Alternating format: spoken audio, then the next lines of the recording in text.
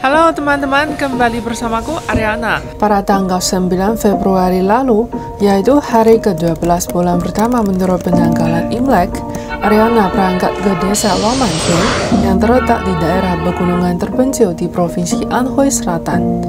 Untuk mencapai desa terpencil ini, perlu mengemudi selama 1 jam dari Kabupaten Shesian melewati jalan berkelok-kelok. Walaupun desa ini terpencil, sepi, dan infrastrukturnya terbatas, namun setiap tahunnya mulai dari hari ke-13 hingga hari ke-16 bulan pertama menurut penanggalan Imlek, desa ini rutin mengadakan festival lampion ikan Wangmantian. Festival ini bahkan menarik ribuan turis domestik maupun mancanegara. Hari ini, Ariana secara khusus datang untuk mengeksplorasi asal-usul dan sejarah lampion ikan Wangmantian dan persiapannya untuk Cap Gome tahun 2025. Ini teman yang baru ku kenal, namanya Wang Fuqiang. Dia adalah warga lokal sini. Hari ini, aku akan ajak dia jalan-jalan dan kelilingi desa ini untuk memperkenalkan asal-usul, sejarah, dan tradisi mengenai lampion ikan desa Wangmantian. Hello. 我们Wangmantian鱼灯啊，就是说先有这个先分旗，先分旗呢就是从这个就以前叫横，这个老人家以前叫横市，从他家出来之后，然后后面才会跟着那些狮子啊，包括花灯啊这些队伍。然后他们出来之后，然后鱼灯才能出来。那个旗子上面就是它不是旗子，一共有它是个长方体嘛，然后刚好是4个面嘛，4个面，然后最开始就是国泰民安嘛，万民乐业，风调雨顺，五谷丰登。可以到里面去采访一下都可以。好，来走，可以进。哇，这个真是老房子。这是老房子，而且还有人在住。对，哦，所以说有人在这个房子就不会有什么倒塌啊什么这种风险。哦，有人住就会有人修缮。像这些都是修缮的这个设施，时不时的会修缮，因为会漏雨啊什么之类的。哦，哇，应该这里肯定还会有一些那个老人家的一些照片啊之类的。这个照片了，这是我就是这个公公的照片了。以前是上海的，反正这个老人家也很风趣幽默，马上就是100岁老人的时候去世今年了。 98了。哦，就是那个火镜的那个传说，就是最早开始应该就是他在这个纪录片里面讲出去，然后就开始慢慢的就是这个传说传出来。竹林右边那个有个凹陷进去那一块，你有没有看到？对，等等。哦，就是那个嘛，这个就是火镜。火镜。哦。 Apa itu Hojing? Itu sebenarnya adalah dinding batu halus di tebing di sudut barat laut desa Wangmantian. Konon pada awal dinasti Ming, kebakaran terjadi setiap tahun di desa Wangmantian, sehingga penduduk desa mengundang seorang ahli feng shui untuk menyelesaikan masalah tersebut. Ahli feng shui tersebut mengatakan bahwa kebakaran tersebut disebabkan oleh pantulan cahaya dari cermin api yang menyinari rumah-rumah kayu di desa tersebut. Oleh karena itu, ahli feng shui menasihati penduduk desa berdasarkan teori 5 elemen. Menurut teori 5 elemen, air dapat menaklukkan api.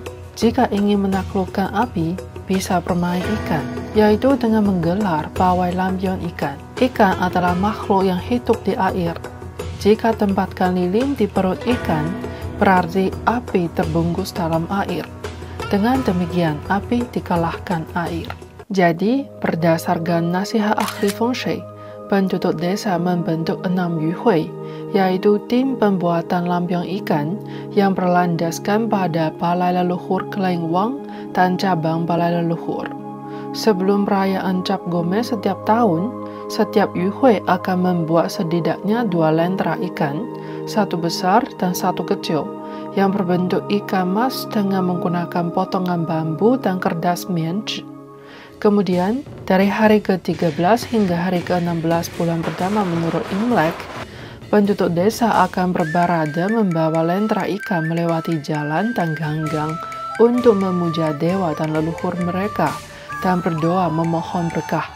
Sejak saat itu, tidak ada lagi kebakaran terjadi di desa Wangmantian dan ada istiadat ini demikian diwariskan secara turun-temurun.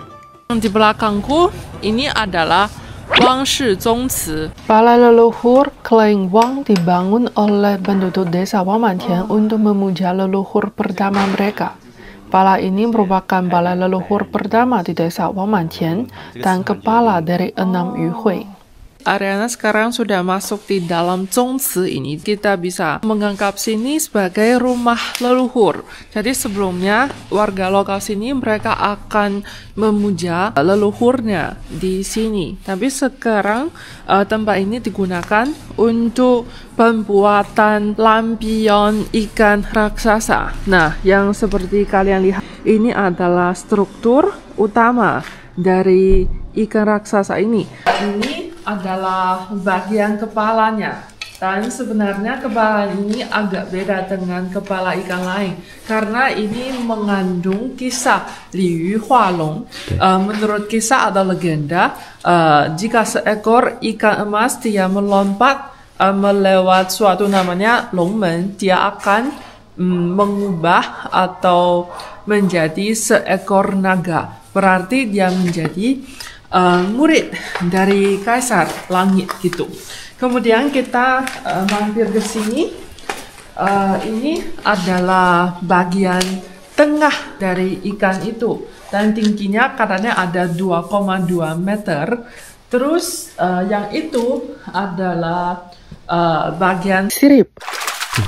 Maka nanti perlu memasang siripnya ke atas tubuhnya. Berarti total tingginya akan menjadi lebih dari 3 meter, 3 hingga 4 meter gitu. Dan kemudian ini adalah bagian belakangnya. Ya, ini bagian depan, bagian tengah, sama bagian belakangnya. Terus masih ada satu yaitu bagian ekornya.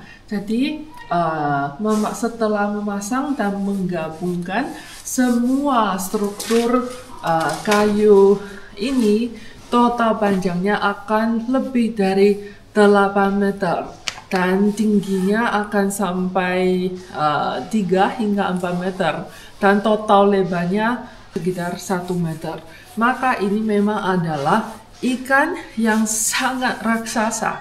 Sekarang mereka masih nunggu bambu ini menjadi lebih kering lagi karena nanti masih perlu menempelkan atau memasang kertas di atas struktur bambu ini. Terus masih akan melukis gambaran di atas ikan itu supaya dia kelihatannya lebih nyata, lebih vivid gitu. Jadi sekarang kita udah keluar dari Wang Shi Zongci. Ini adalah rumah leluhur pertama di sini. Terus masih ada banyak rumah leluhur, tapi mereka adalah cabangnya. Ya. Totalnya termasuk ini totalnya ada 6 dan setiap rumah leluhur mereka mendirikan tim pembuatan lampion ikan yang berbeda. Selanjutnya mari kita dengarkan perkenalan dari Fuqiang. Ada 6 Yuhui di desa Wangmantian. Jika diurutkan berdasarkan senioritas, mereka adalah Yuhui Balai Leluhur, Yuhui Cabang Balai Leluhur, Yuhui Shangliujia, Yuhui Baizhiyuan, Yuhui Tianjie, dan Yuhui Licun. Pada saat itu, susunan lampion ikan dalam festival lampion ikan juga akan diatur sesuai urutan ini. Balai Leluhur merupakan tempat umat Konghucu memuja leluhur ada orang bijak.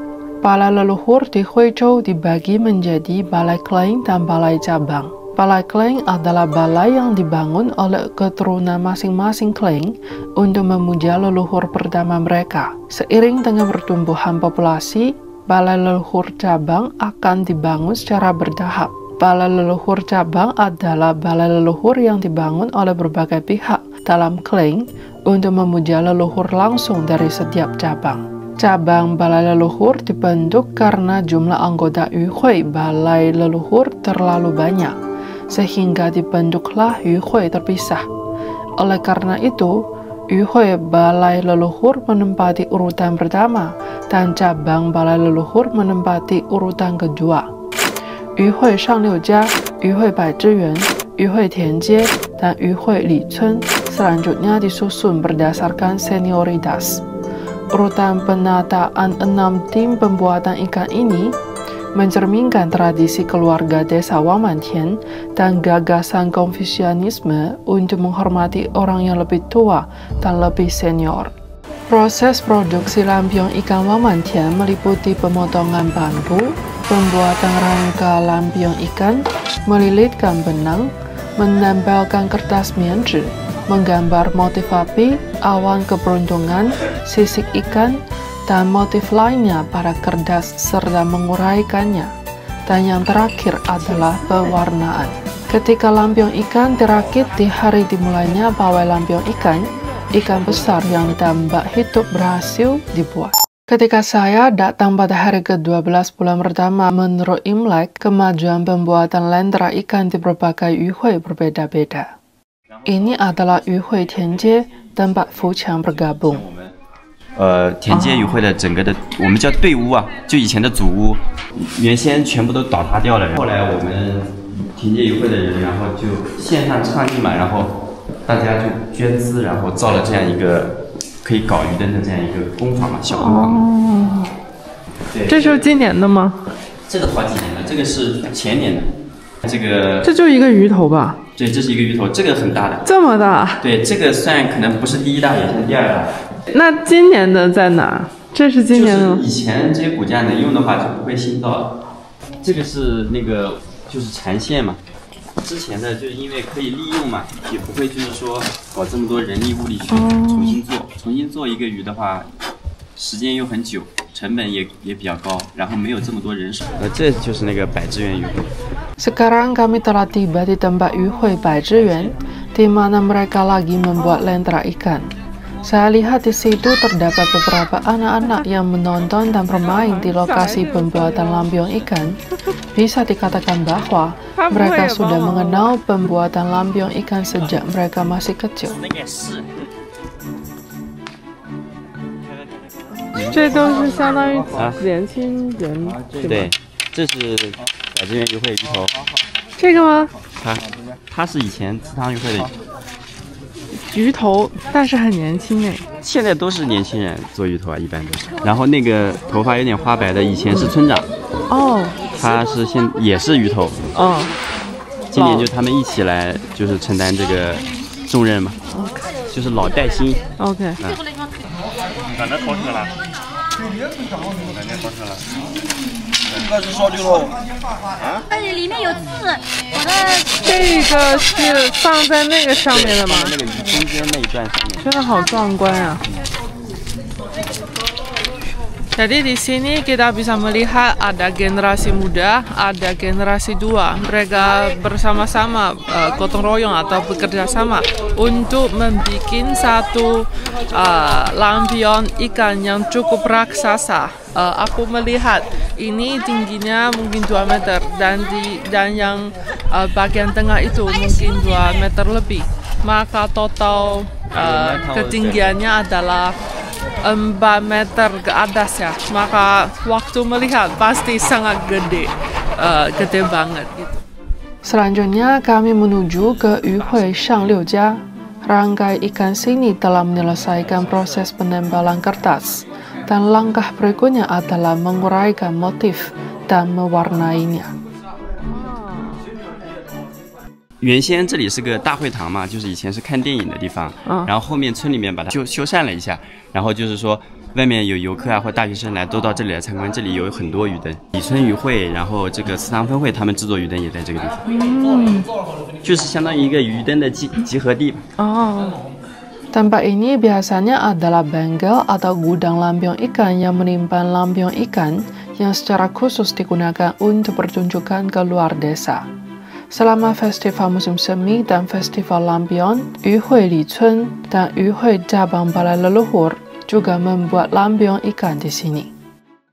这些是为了那吸鱼灯准备的吗？还是说？像这些啊，这些它不是糊那个纸的嘛？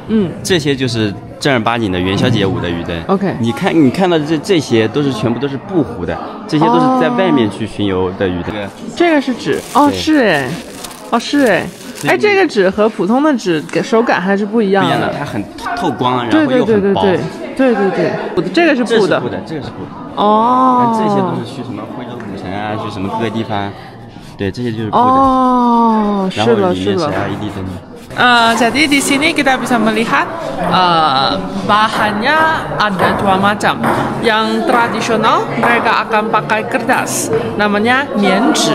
Jadi tadi aku sentuh, kamu akan kerasa dia sangat lembut, terus kayak akan langsung rusak kalau terlalu kuat gitu. Dan katanya ini adalah yang tradisional karena warga lokal mereka biasanya akan pakai kertas mianzi ini supaya cahaya lilin bisa terlihat keluar dari ikan ini. Sedangkan di sini adalah yang lebih modern. Ini bahannya dari kain. Ya, kalau kamu sentuh memang dia kerasa agak keras ya, jadi tidak gampang rusak. Katanya karena setelah lampion ikan Wang Mantian menjadi populer, ada banyak pertunjukan di seluruh Tiongkok. Maka untuk memudahkan transportasi atau distribusi lampion ikan ke luar desa Wang Mantian ini, jadi mereka pakai kain karena dia tidak terlalu gampang rusak. Lampu di dalamnya mereka juga pakai lampu LED.